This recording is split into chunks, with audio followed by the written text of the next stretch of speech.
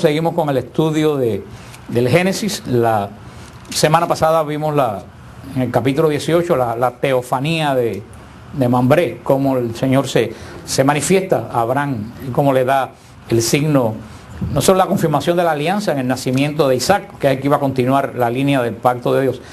Se recuerdan, si se fijan, hemos visto todo el Génesis. Muchas veces la gente ve el primer libro de la Biblia, y el último libro de la Biblia. Yo estoy casi seguro que eso sí se lo saben. ¿Cuál es el primer libro de la Biblia? ¿Y el último? Han mejorado muchísimo. Por lo menos hoy lo dijeron bien. Pero la gente suele ver el Génesis y el Apocalipsis como dos libros raros, como dos libros que nadie entiende. Pero nosotros, desde que empezamos a estudiar el Génesis, vimos el Génesis enfocado en una persona y en un hecho. Vamos a ver si sí se lo saben. ¿Enfocado en quién hemos visto Génesis? ¿En qué persona hemos visto enfocado el Génesis? No, ya empezaron a fallar. El Génesis lo hemos enfocado en Cristo.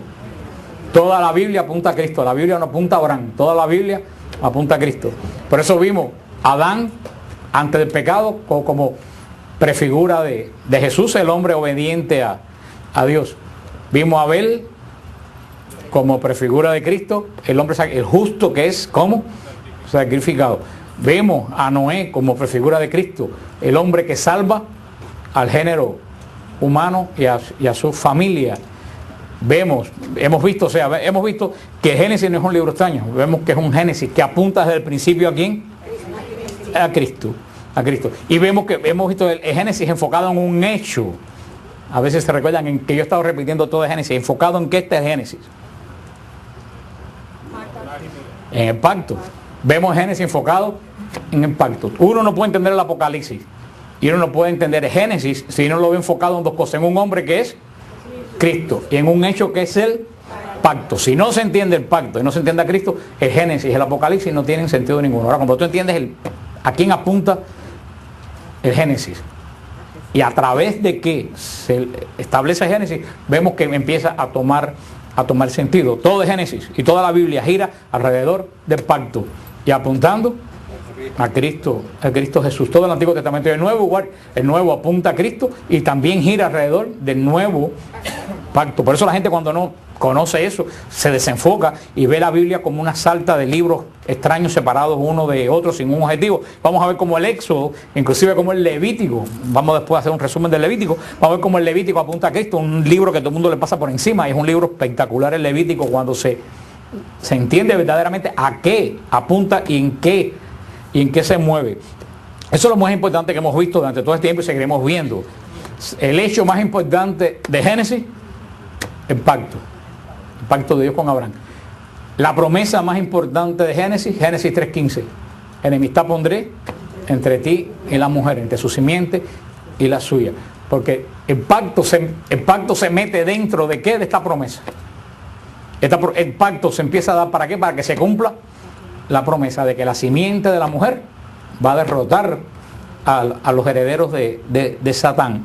Vimos ayer, después de la teofanía, después de la teofanía de Mambré, vimos que desde el comienzo de la Biblia comienza la intercesión. Vimos a Adán intercediendo por Sodoma. Vimos esa parte muy súper interesante de cómo intercede, cómo hablamos de la importancia de la intercesión. Ahora el capítulo 19 nos habla de la destrucción de Sodoma y Gomorra. Dice así: los dos ángeles llegaron a Sodoma. Por la tarde Lot estaba sentado a la puerta de Sodoma. Al verlo, Lot se levantó a su encuentro y postrándose rostro en tierra, él dijo: les ruego, señores, que vengan. Fíjate cómo la Biblia hace distinción. Cuando Abraham se postra delante de los ángeles, que le dice: te ruego, mi Señor. Sin embargo, ¿se acuerda que un ángel no siguió para Sodoma? Una de las tres personas no siguió, que es el Señor. Siguieron los dos ángeles. Y ahora Lot dice: mis señores, con ese pequeña. Tuve la diferencia como que estaba hablando con Abraham, que venía con los dos ángeles acompañados, estaba hablando con Adán, vimos que era el verbo. Les ruego, señores, que vengan a casa este servidor suyo. Pasan la noche, se lavan los pies y de madrugada seguirán su camino. Ellos dijeron: no, pasaremos la noche en la plaza. Pero tanto porfió con ellos que al fin se hospedaron en su casa. Él los preparó una comida, cociendo unos panes y comieron. Aquí comienza la historia de Sodoma, que todos las conocemos, como el Señor va a destruir a Sodoma por su terrible pecado. Y por supuesto que casi siempre pues, todo el mundo se enfoca en Sodoma y dice, bueno, porque los homosexuales, y por supuesto que esta ciudad fue desbaratada, destruida con fuego por el pecado de homosexualidad, pero se les olvidan que con esta ciudad fue destruida otra. ¿Cuál? Y los de Gomorra no eran homosexuales, al contrario, no eran heterosexuales. ¿Qué es lo que quiere decir? El pecado que es desde el principio es el uso del sexo fuera del mandato y la bendición de Dios, tanto de una forma o de otra. Porque a veces uno trata de, igual que todo el mundo dice, no, por ejemplo, los homosexuales no van al cielo, como dice el Apocalipsis, pero se olvidan que dice que los ladrones y los mentirosos tampoco. Y todos van en la misma cesta. Nosotros muchas veces queremos sacar, no, como yo no soy esto, pues yo no voy. No, en esa cesta hay para todos los justos.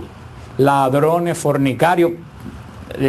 Difícil que alguien no esté metido en esa cesta de una forma o de otra. Pero el Señor destruye estas dos ciudades por su maldad. Se recuerdan como nosotros pues también hablábamos, y eso también lo hablamos, ojalá ustedes se acuerden de esto. La diferencia que hay de la ira, entre la ira de Dios y la ira de nosotros. ¿Se recuerdan? La ira en nosotros, ¿qué cosa es? Pecado. ¿Y en Dios qué cosa es la ira? Virtud. ¿Se acuerdan que dijimos que lo que nosotros pecado en Dios es virtud? ¿Por qué? La ira en nosotros la puede provocar cualquier cosa. Fulanita que dijo algo que no me gusta, alguien que me dijo una verdad que a mí no me conviene, luego entonces la ira en nosotros es pecado. Pero en Dios, ¿qué cosa es la ira? En Dios la ira es el rechazo a todo lo que no es santo. Luego entonces como la ira de Dios es rechazo a lo que no es santo, en Dios la ira es una virtud, porque todos nosotros deberíamos tener rechazo a lo que no es santo. Por eso lo que en nosotros es pecado en Dios es virtud, y por eso que la ira de Dios se derrama sobre esta ciudad y se derrama a través de todo el Antiguo Testamento, porque no es que Dios se venga a esta ciudad, es que Dios rechaza todo lo que no es santo. Y lo que hablábamos la semana pasada, entonces ¿por qué Dios no destruye South Beach? Que le pasó y le ganó a Sodoma, a Gomorra y a todas las ciudades que se tragó más muertos. ¿Por qué? Porque esa gente, Sodoma, Gomorra y toda esa área no tenía lo que tenemos nosotros, la intercesión de Cristo Jesús. La intercesión de Cristo Jesús es lo que a nosotros nos salva, que entre la ira de Dios y nuestro pecado se interpone ¿quién? Cristo. En el antiguo pacto no había intercesor entre Dios y los hombres. Era el sumo sacerdote que hacía lo que mejor, pero muchas veces el sumo sacerdote era el primero que provocaba la ira de Dios. Y esto es lo que nos pone, siempre nos pone desde la época ya de Noé, desde la época de Adán, desde la época de la muerte de Abel, como el pecado, y lo dice Pablo, engendra pecado. Y como el pecado que engendra pecado, la daga provoca ¿qué cosa? La muerte y la destrucción. Eso es todo lo que nos habla este capítulo de Génesis, pero tiene algunas cosas muy interesantes. Por ejemplo, en el versículo 15, en Génesis 19:15, dice, al rayar el alba, los ángeles apremiaron a Lot diciendo, levántate, toma a tu mujer y a tus 2 hijas que se encuentran aquí. No vayas a ser barrido por culpa de la ciudad. Y como él se demorara, los hombres lo asieron de la mano, lo mismo que a su mujer y a sus 2 hijas. Por compasión de Yahvé hacia él, sacándolo, lo dejaron fuera de la ciudad.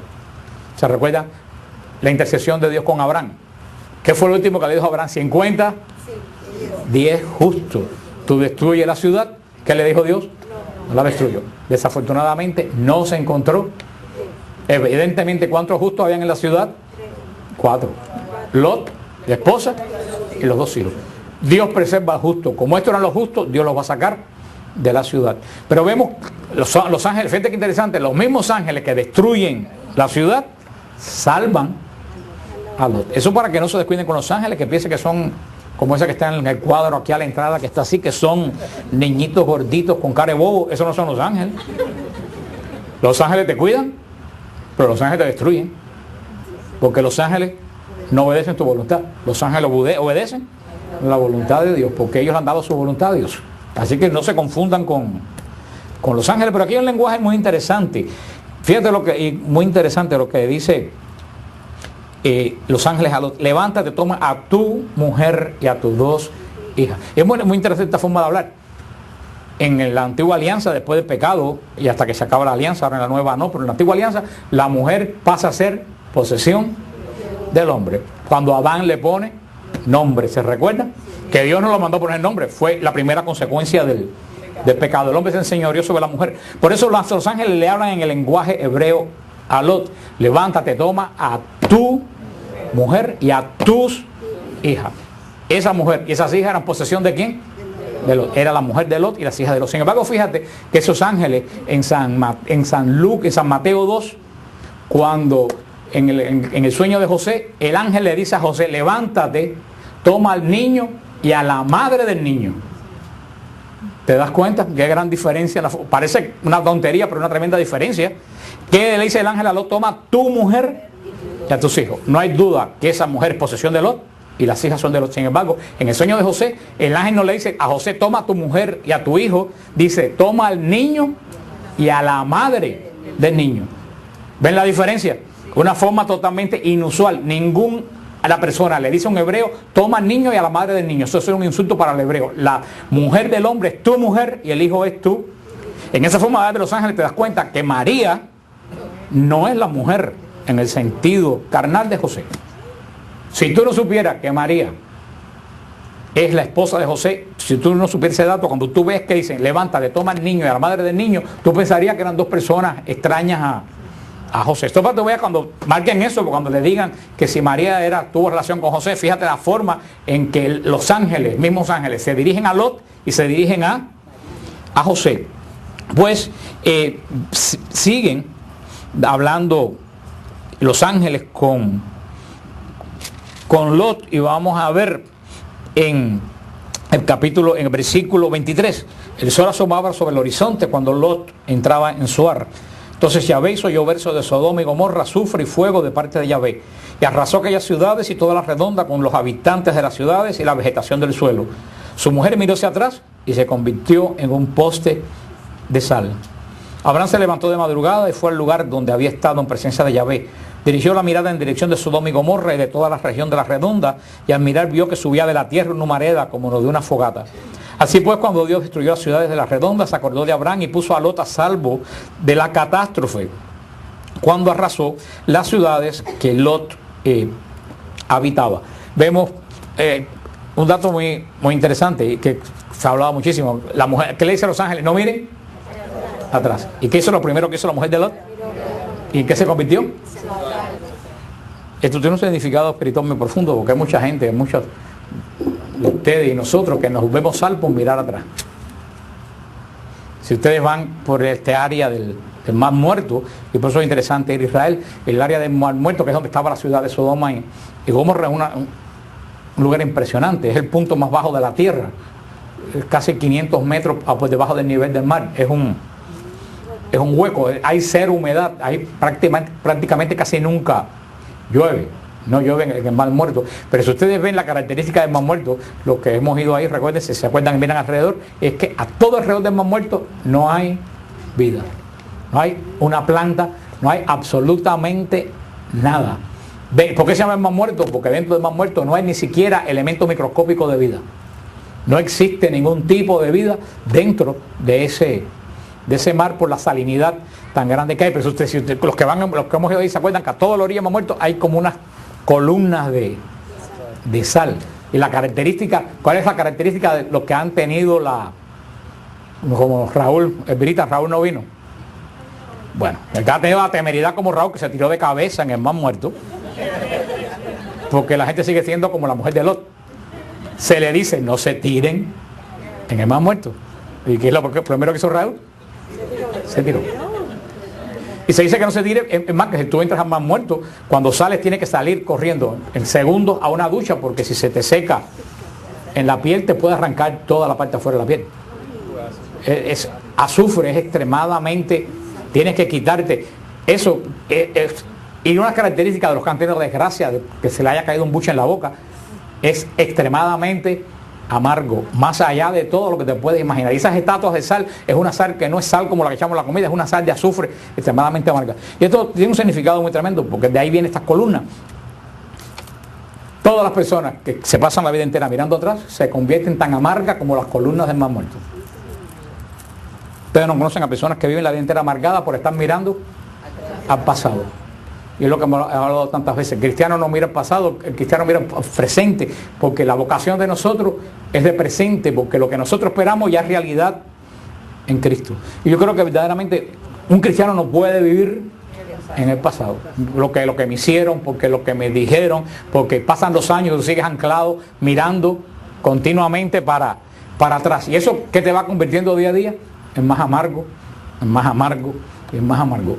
Pídale al Señor la gracia de siempre mirar adelante, porque no te pase. ¿Y cuál fue la característica de la mujer de Lot de estar mirando para atrás? No pudo avanzar. Se quedó en el mismísimo lugar, cada vez hundiéndose más en la amargura. Hermano, traten de no anclarse en el pasado, traten de anclar su esperanza en el futuro, que es lo que esperamos de Cristo Jesús. Y esto es lo que nos enseña todo este lenguaje de la destrucción de Sodoma. Aquí sigue hablando la guerra que tuvo en el Neguet Abraham con todos las tierras de los lugares, los descendientes de los cananitas. Vamos al capítulo 21, el nacimiento de Isaac. Pero una cosa muy importante, se han descubierto, los científicos están haciendo excavaciones en el área del Mar Muerto y definitivamente se han encontrado las ruinas de 2 ciudades totalmente calcinadas por algo que parece azufre. Y ahí están las excavaciones. O sea que todo esto que dice la Biblia se está descubriendo absolutamente todo algunos dicen que si viene un areolito que se explotó, pero las ciudades están quemadas por una sustancia extremadamente ácida. Están estas 2 ruinas de estas 2 ciudades ahí en las orillas del Mar Muerto. Dice en el capítulo 21, Yahvé visitó a Sara como había dicho e hizo por ella lo que había prometido. Concibió Sara y dio a Abraham un hijo en su vejez en el plazo predicho por Dios. Abraham puso al hijo que le había nacido y que le trajo Sara el nombre de Isaac. Abraham circuncidó a su hijo Isaac a los 8 días, como se lo había mandado Dios. Abraham tenía 100 años cuando le nació su hijo Isaac. Dijo Sara, Dios me ha dado de reír. Todo el que lo oiga reirá conmigo. Y añadió, ¿quién le habría dicho a Abraham que Sara amamantaría hijos? Pues bien, yo le he dado un hijo en su vejez. Vemos en este lenguaje, recuerden que para entender la Biblia tenemos que ponernos la mentalidad que se escribió. ¿Se recuerdan qué quiere decir los años en la Biblia? Bendición de Dios. Acuérdense cuánto murió Matusalén, 900 y pico de años. ¿Qué es lo que quiere decir? Que murió extremadamente bendecido. Vemos que Abraham cuando tiene a Isaac tenía, dice, 100 años. Está bendecido, pero todavía no está tan bendecido. No quiere decir que tenía 100 años como lo entendemos nosotros. Esta es la forma en que las personas, los hagiógrafos, pues nos dan ese mensaje en la forma de hablar oriental de la época. Y vemos que se cumple la promesa de Dios. Sara concibe y da a luz un hijo. Y le pone Isaac. Isaac, ¿qué cosa quiere decir? El que se ríe.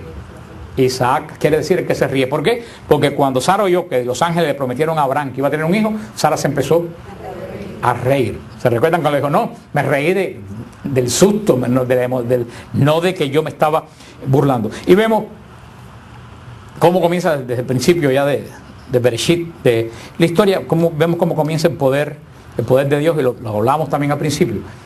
¿Cuál es la promesa de Adán? Tendrás más hijos, descendientes que estrellas ahí en el cielo, en el firmamento. Serás padre de multitudes, Sin embargo, Abraham es mayor y la esposa es mayor y además es estéril. O sea, eso es la antipromesa. Es muy difícil que sea padre de multitudes cuando se es viejo y la mujer es estéril. Ustedes dirán, ¿por qué Dios escoge las cosas tan difíciles? ¿Por qué no puede hacerlo un poquito más fácil? Porque recuérdense que todo esto es porque Dios es celoso de su gloria. Dios quiere que la gloria sea para Él. Si Sara pariera todos los años 8 muchachos, como esa del que está en Fajaya, el chino ese ahí en la televisión, si Sara pariera 8 muchachos todos los años, que fuera padre de muchedumbre, no tiene. Ahora, cuando la mujer es estéril, vieja y pare, ahí se ve que Dios se glorifica. Por eso, siempre se lo he dicho, cuando ustedes le dicen, esto no lo arregla ni el médico chino, si tú tienes fe, es cuando Dios actúa. Cuando tú dices, ya esto no es forma humana, que se arregle, cuando dices, Señor, yo hice mi parte, esto no hay quien lo arregle, yo sé que tú lo vas a arreglar.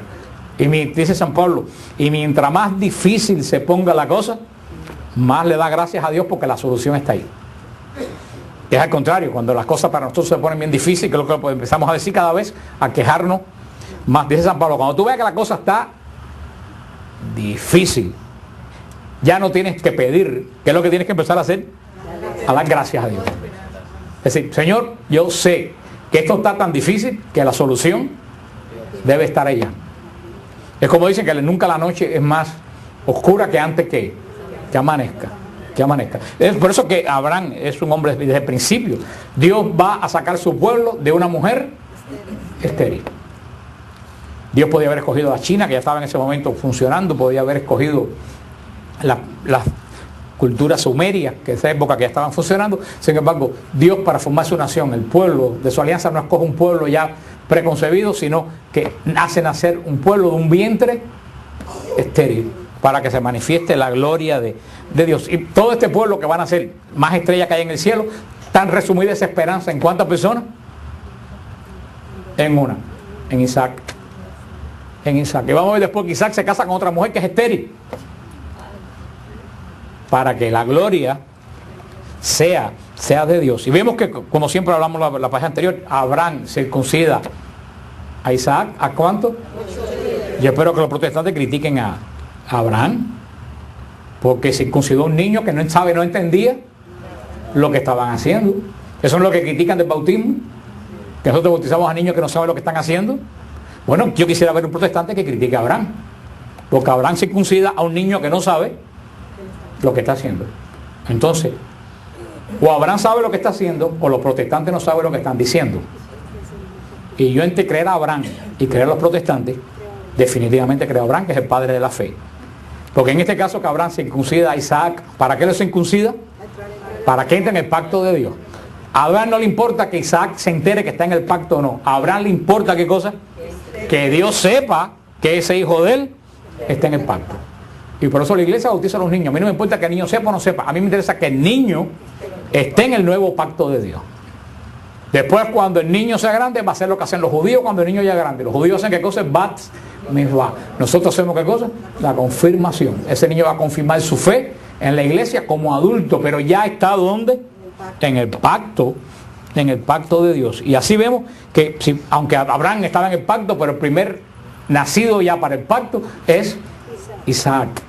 Vemos una historia muy interesante que tiene muchas cosas que nos dice en el versículo 8, en Génesis 21, 8, que si el niño fue destetado, y Abraham hizo un gran banquete el día que destetaron a Isaac. Cuando vio Sara al hijo de Agar, la egipcia, le había dado a Abraham jugando con su hijo Isaac, dijo Abraham, despide a esa criada y a su hijo, pues no va a heredar el hijo de esa criada juntamente con mi hijo, con Isaac.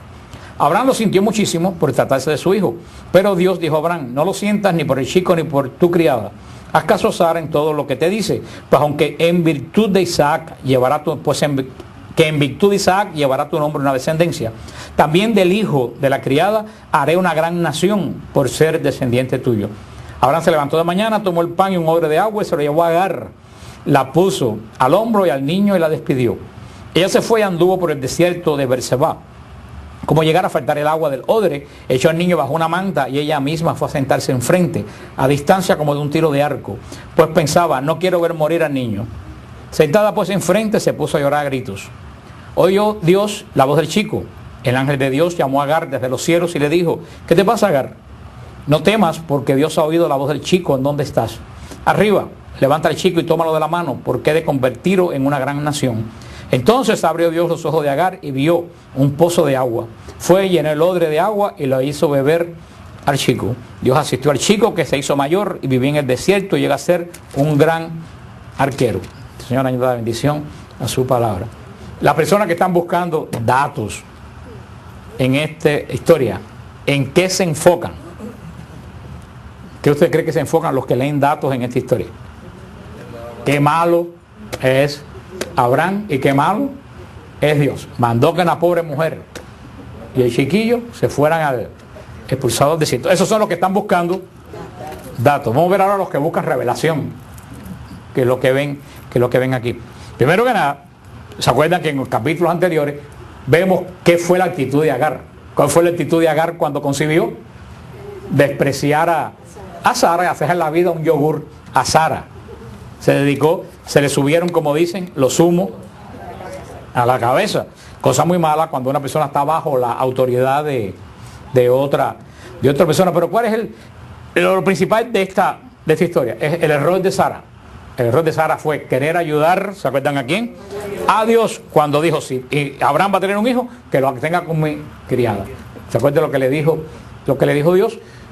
El heredero de la promesa no viene por la esclava, el heredero de la promesa viene por la libre. Que es lo que quiere decir que una persona que es esclava de algo puede heredar la promesa de Dios. Pero vemos que ya que este muchacho está aquí, producto de la mala decisión de sus padres, Dios le dijo, yo también a este muchacho le voy a dar un pueblo, una nación, que no son los musulmanes. Los musulmanes faltaban miles de años, los musulmanes surgieron 700 años después de Cristo. ¿De quién sale de Ismael? La raza de los árabes. Porque todo el mundo cuando ve árabes lo identifican como musulmanes, pero los árabes son una parte de los musulmanes. Hay árabes que también son cristianos, son las grandes iglesias bizantinas del Oriente. Es la raza semita árabe la que nace de Ismael. Pero vemos en esta experiencia de expulsión de Agar y de Isaac, de Ismael, cuando son echados al desierto, hay una cosa muy interesante. Dice que cuando se le acabó el agua a Agar, ¿qué hizo ella? Dejó al niño en una manta y ella se fue bien lejos para no verlo morir. Esta es la actitud, primero, de una persona que no tiene fe, y segundo, de una persona que no tiene cabeza. Y esa es la actitud de casi todos ustedes y mía. ¿Cuál es la actitud? Yo tengo un problema, entonces ¿qué es lo mejor que hago? Me aíslo del problema, me tapo los ojos, no quiero ver lo que va a pasar. Si uno sigue la forma de pensar de Agar, ¿qué hubiera pasado? La muerte de Agar y de Ismael. Agar optó por el camino más fácil. No tengo agua, bueno, ¿qué se va a hacer? Nos vamos a morir. Yo, ¿qué es lo que no quiero verlo morir. Mientras yo no lo quiera ver morir, mientras yo no lo vea morir, yo no tengo problema. Esa es la actitud de muchísimas personas. Mientras yo no lo vea, con tal de que yo no lo vea, que se derrumbe Eso fue lo que dijo Luis XV, cuando le dijeron la mala que estaba la situación de Luis XIV. No, creo que fue Luis XV. La mala situación que estaba Francia, que fue lo que dijo, después de mí el diluvio. O sea, después que yo pase, y el diluvio se tragó miles de vidas con la Revolución Francesa. Y eso a nivel de escala, no. Tengo un problema, ¿qué es lo que trato yo? Voy a evadir el problema sin importarme de las consecuencias. Sin embargo, mira lo interesante, ¿qué es lo que estaba frente a Agar? Un pozo de agua. ¿Y por qué Agar no vio el pozo de agua? ¿Tú sabes por qué no vio el pozo de agua? Porque estaba enfocada en su problema. Este es el problema que tengo. Y la solución la tenía al frente, pero no la veía porque ella, en vez de ver dónde está la solución del problema, se enfocó en ¿qué cosa? En el problema. Y teniendo la solución, el agua al frente, su falta de confianza, su falta de querer luchar, su falta de querer vencer el problema por escoger lo más fácil, no veía la solución que la tenía al frente. ¿Les suena familiar? ¿Cuántas veces en medio de un problema tenemos la situación al frente y por no enfocarme en la solución, por enfocarme en el problema, me muero de sed teniendo un pozo al frente? Por supuesto que no es fácil, pero cuando uno encuentra la palabra de Dios y la palabra de Dios te guía cómo debe actuar el creyente, tú ves que es fácil. ¿Cuál es la acción de Agar? No podemos enfocarnos en ¿qué? En el problema. Tenemos que enfocarnos en la solución que Dios me va a dar para el problema. Y fíjate que interesante, ¿a quién oyó el Señor? ¿A los llantos de Agar o al llanto de Ismael? El de Ismael. No oyó Agar con todo lo que gritó, esto está malo, esto se está poniendo. Dios no lo oyó. Porque Dios no oye las quejas de los que tienen problemas. Dios oye el llanto del inocente. Es la gran diferencia, es la gran diferencia que vemos aquí. Por eso cuando tenemos un problema, hacemos como Agar, nos distanciamos del problema con tal que no me encuentre. ¿Y qué ponemos a qué? A quejarnos. ¿Y por qué me pasa esto a mí y Dios es injusto? ¿Y por qué con todo lo que yo trabajo esto me viene a caer arriba a mí? Dios no te oye, ni te muestra la solución.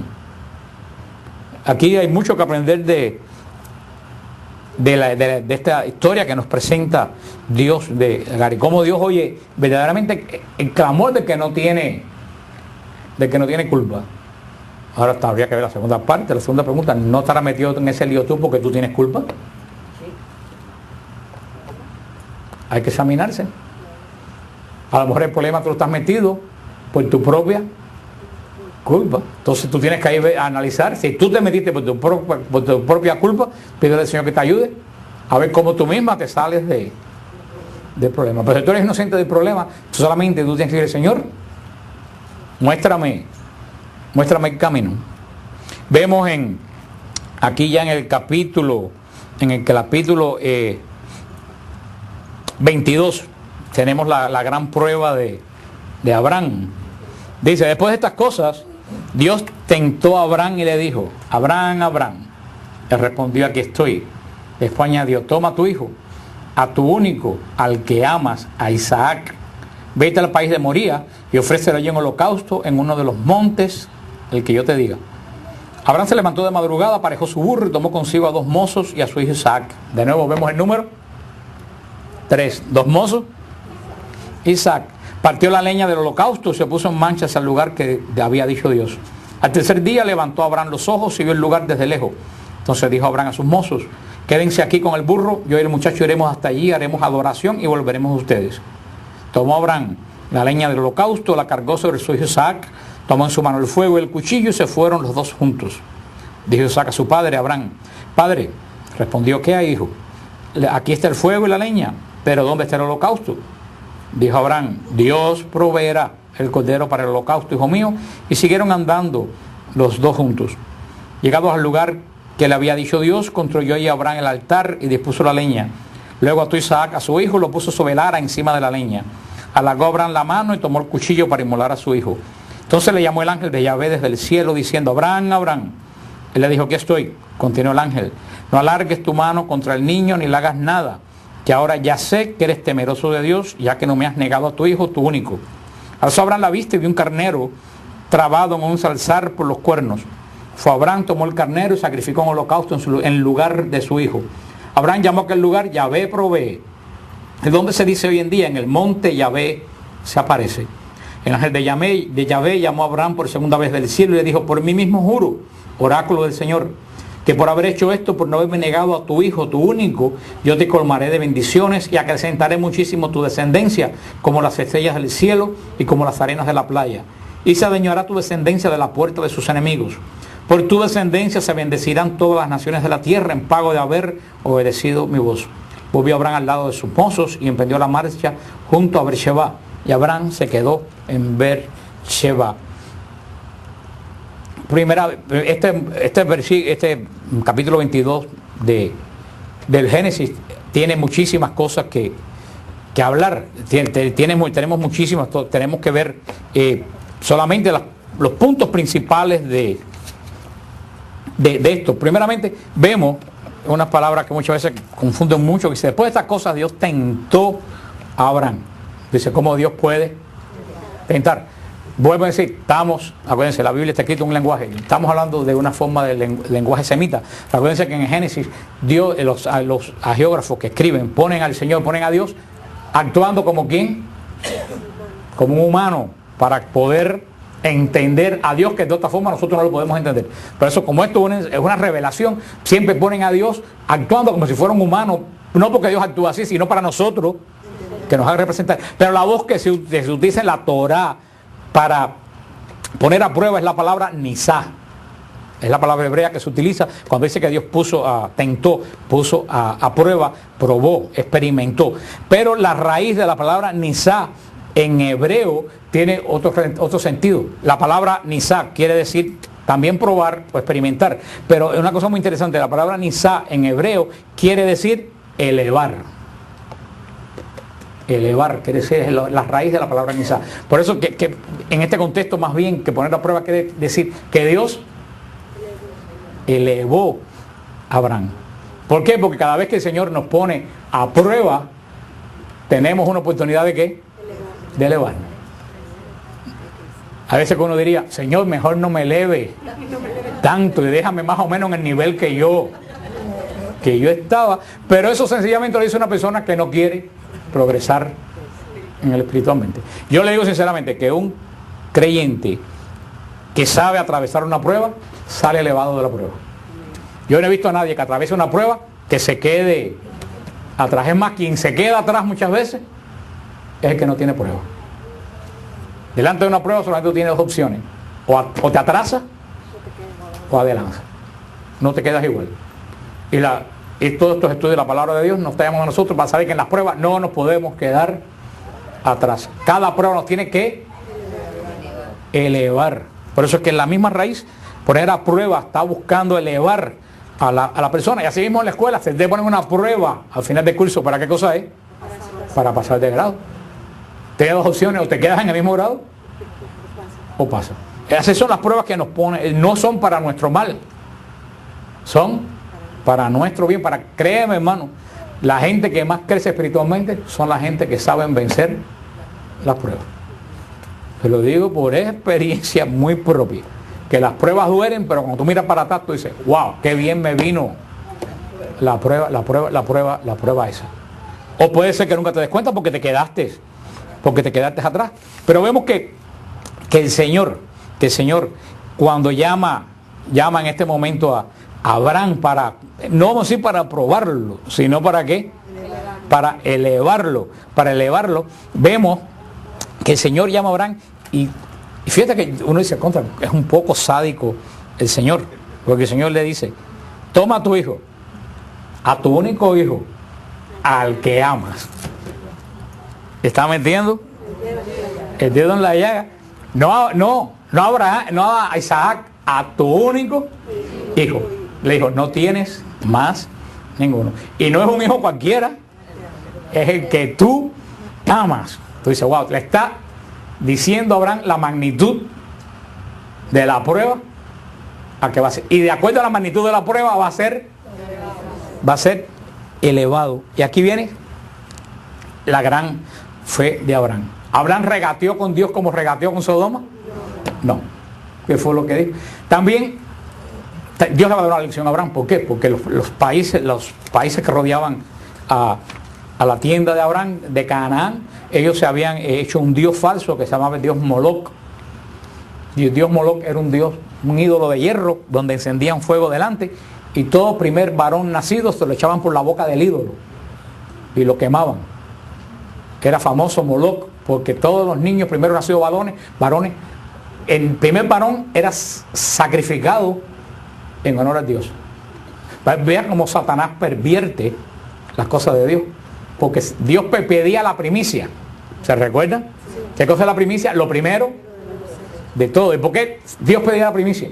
Porque cuando tú das la primicia, tú te quedas sin nada, pero tú te quedas con la seguridad de que si tú viste la primicia, Dios te va a dar el resto. Pero fíjate cómo Satanás lleva un paralelismo con Dios, pero perverso. Satanás pedía la primicia de los varones nacidos, pero no daba nada a cambio, daba muerte. Por eso cuando Dios le pide esto a Abraham, podemos pensar, pues no lo dice aquí, pero podemos decir que Abraham dijo, bueno, este es más o menos como ¿quién? Como Moloc, me está pidiendo el... O sea, era algo que dentro de lo que cabe, a nosotros nos luce horroroso, pero se veía horrible. Y vemos otra prefigura de Cristo. ¿Cuál es la prefigura de Cristo? Isaac. Va a ser llevado al sacrificio sin culpa. Y va cargando ¿qué cosa? La leña del sacrificio. Vemos prefigura de Cristo yendo al sacrificio sin culpa, cargando el objetivo del propio sacrificio. Vemos como hemos visto cada 2 o 3 capítulos, nosotros un personaje que nos revela algo de quién. De Cristo. El Señor le pide un sacrificio terrible a Abraham. que se va a dar en la cabo de su hijo. ¿Cuánto uno puede pensar? ¿Cuánto debe haber sufrido Abraham en ese camino? Tu único hijo, y aparte el que amas, que no se te olvide.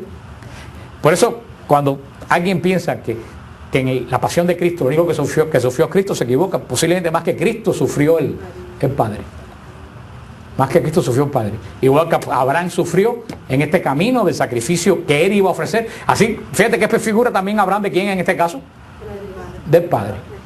Va a ofrecer a su único hijo que le duele y le reduele.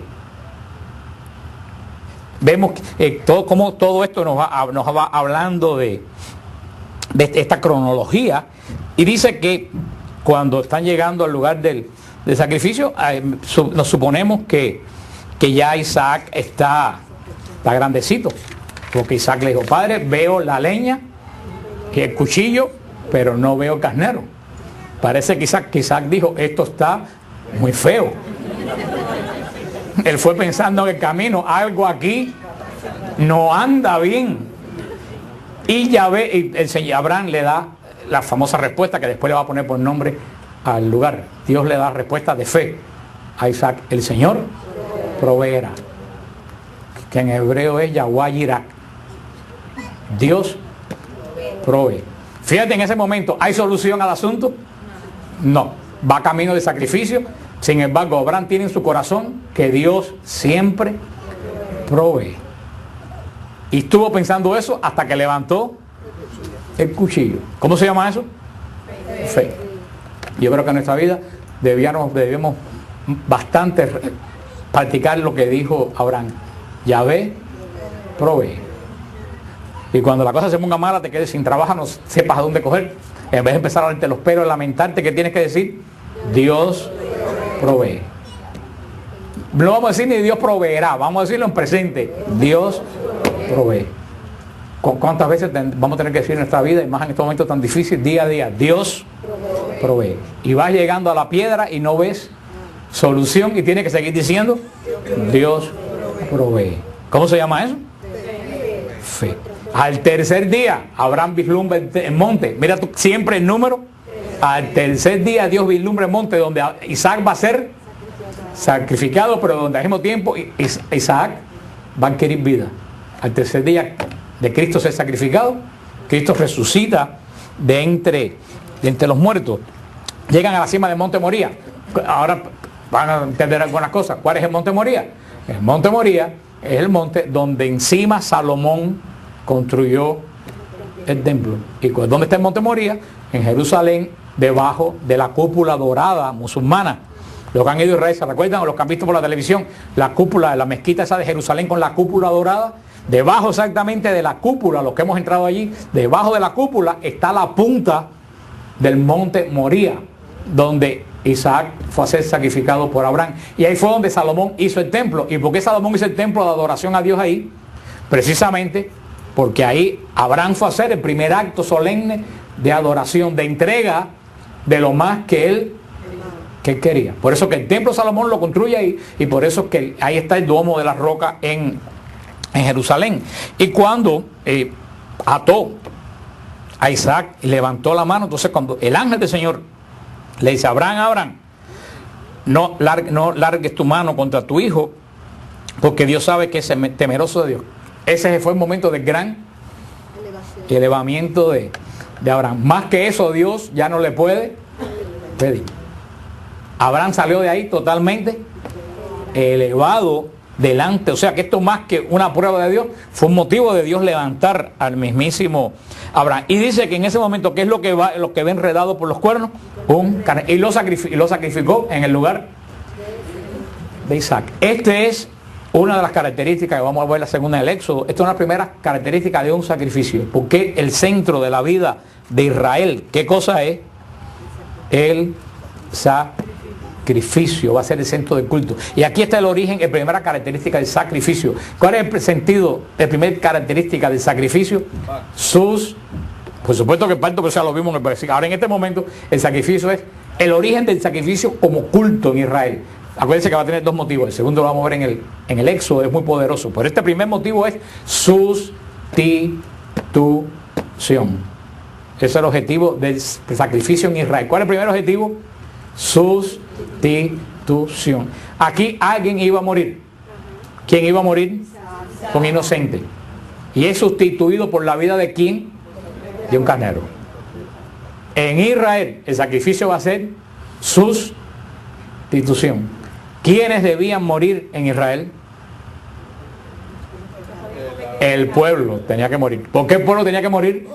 Porque había pecado y roto el pacto. Si el precio del pecado es la muerte, Israel tantas veces se apartó de Dios, insultó a Dios con apostasía. ¿Quién tenía que morir?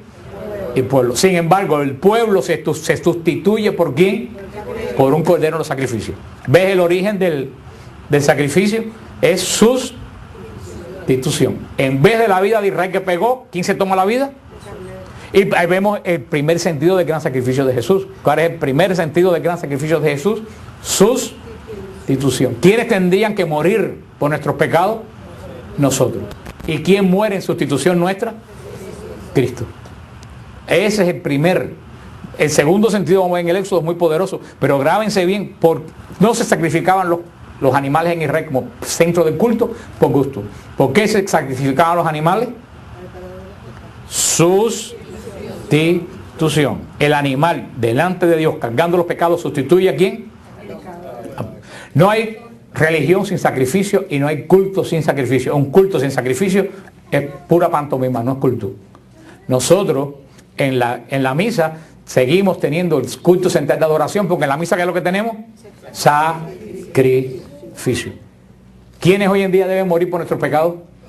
Nosotros. Sin embargo, en la Eucaristía se renueva el sacrificio de Cristo que nos sustituye. Eso se llama redimir. Nos sustituye a todos. Y sustituyendo nos redime. Porque teniendo nosotros que morir, muere Él. Pero al morir Él, teniendo que morir nosotros nos quedamos, ¿tú saben qué? En deuda con Él. ¿Qué pasa? La magnitud de lo que iba a perder. Y sabiendo Abraham la magnitud de lo que iba a perder y entregándolo, recibió el doble de lo que él fue a dar. Porque recibió Isaac lleno de vida, recibió bendición. A partir de ahí, el culto central de Dios vivo de todo Israel se centra ¿en qué cosa? En el sacrificio. Y el aspecto del sacrificio que estamos viendo, ¿qué cosa era? La sustitución. Ahora, el último punto que es muy importante, que pasó con Israel, que se confundió como con la ley. Los sacrificios eran el medio. Los sacrificios no eran el fin. El sacrificio era el medio, ¿para qué? Para reconciliarse con Dios. Sin embargo, como pasó con la ley, Israel se quedó enfrascado ¿en qué cosa? En la perfección de los sacrificios. En vez de saber que el sacrificio era un medio de llegar a Dios. El sacrificio de la Eucaristía, que es el culto más grande de la iglesia, porque es Cristo vivo. Sencillamente, el sacrificio, la Eucaristía no es un fin. ¿Qué cosa es la Eucaristía? Un medio. ¿Es un medio de qué? De llegar a una perfecta unión yo con Dios. Tenemos que tener cuidado, no nos quedemos solamente en la Eucaristía y no seguir el paso siguiente, que es de la Eucaristía saltar aquí a Dios. Puede ser que, yo voy el domingo a la Eucaristía, salí de misa, se acabó. Te quedaste en el medio, no fuiste al fin. La Eucaristía, sí, no te puedes quedar en la Eucaristía. La Eucaristía tiene que ser el vínculo que te lleva a una unión más profunda con Dios. Por eso vemos que ya aquí ya se van perfilando los pasos de la alianza, que más tarde en el Éxodo ya se va a poner, en el Levítico se va a poner el sacrificio como también prefigura de la venida de Jesús. Seguimos, si Dios quiere, la semana que viene. Seguimos con el estudio del Génesis. La semana pasada vimos en el capítulo 18 la teofanía de Mambré, cómo el Señor se manifiesta a Abraham y cómo le da el signo, no solo la confirmación de la alianza en el nacimiento de Isaac, que aquí iba a continuar la línea del pacto de Dios. Se recuerdan, si se fijan, hemos visto todo el Génesis. Muchas veces la gente ve el primer libro de la Biblia, y el último libro de la Biblia. Yo estoy casi seguro que eso sí se lo saben. ¿Cuál es el primer libro de la Biblia? ¿Y el último? Han mejorado muchísimo. Por lo menos hoy lo dijeron bien. Pero la gente suele ver el Génesis y el Apocalipsis como dos libros raros. Como dos libros que nadie entiende. Pero nosotros, desde que empezamos a estudiar el Génesis, vimos el Génesis enfocado en una persona y en un hecho. Vamos a ver si este sí se lo saben. ¿Enfocado en quién hemos visto el Génesis? ¿Qué persona hemos visto enfocado el Génesis?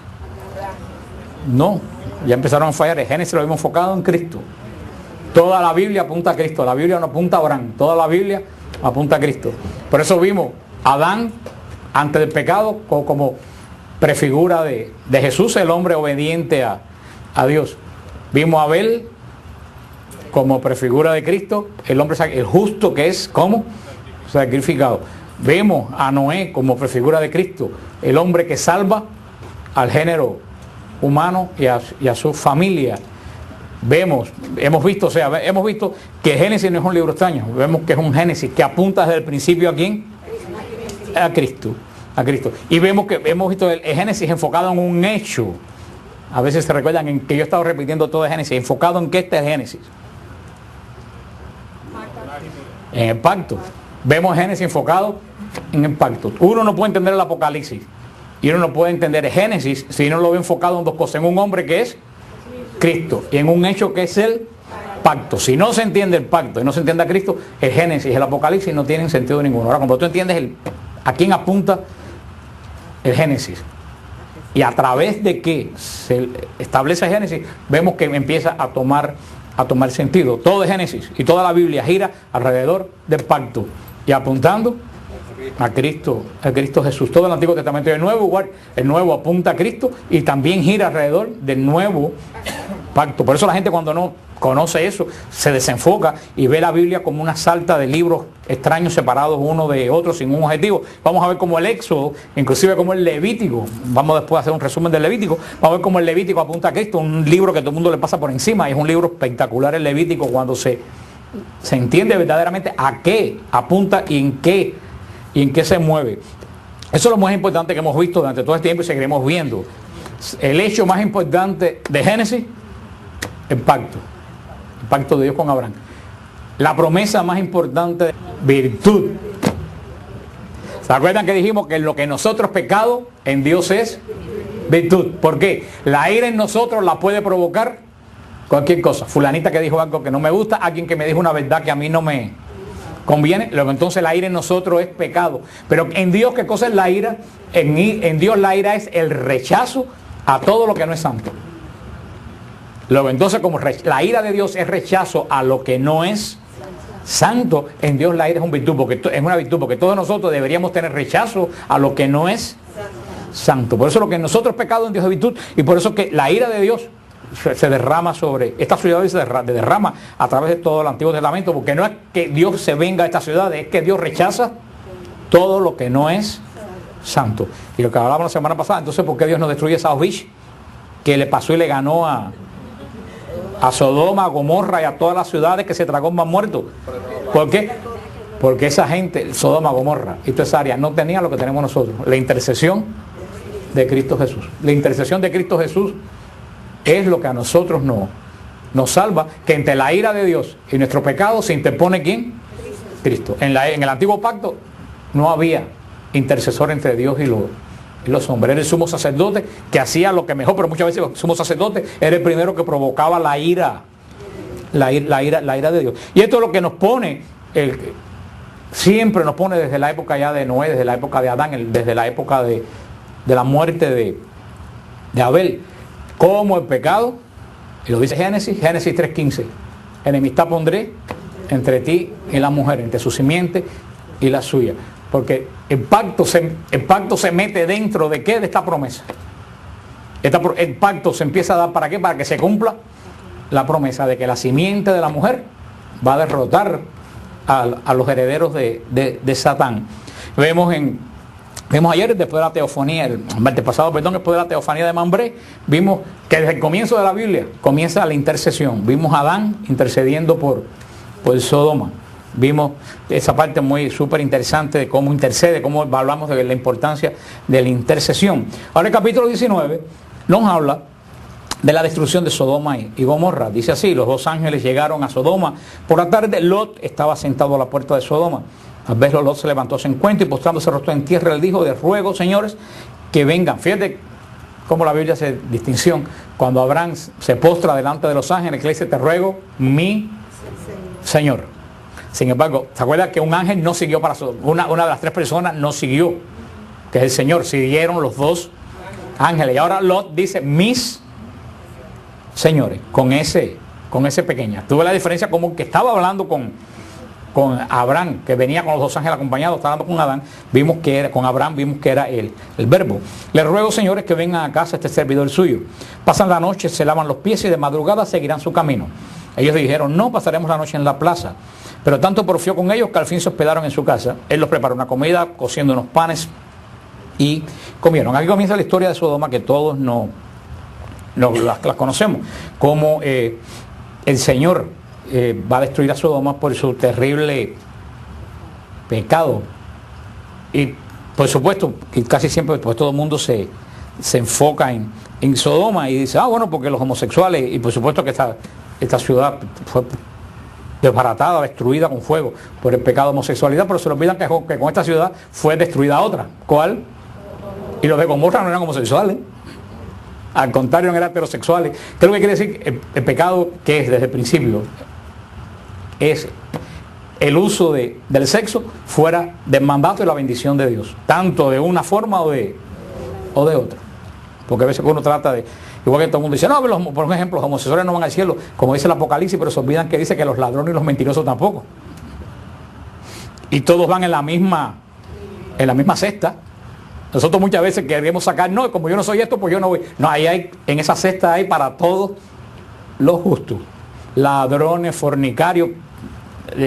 Difícil que alguien no esté metido en esa cesta de una forma o de otra. Pero el Señor destruye estas dos ciudades por su maldad. Se recuerdan como nosotros pues también hablábamos, y eso también lo hablamos, ojalá ustedes se acuerden de esto. La diferencia que hay de la ira, entre la ira de Dios y la ira de nosotros. ¿Se recuerdan? La ira en nosotros, ¿qué cosa es? Pecado. ¿Y en Dios qué cosa es la ira?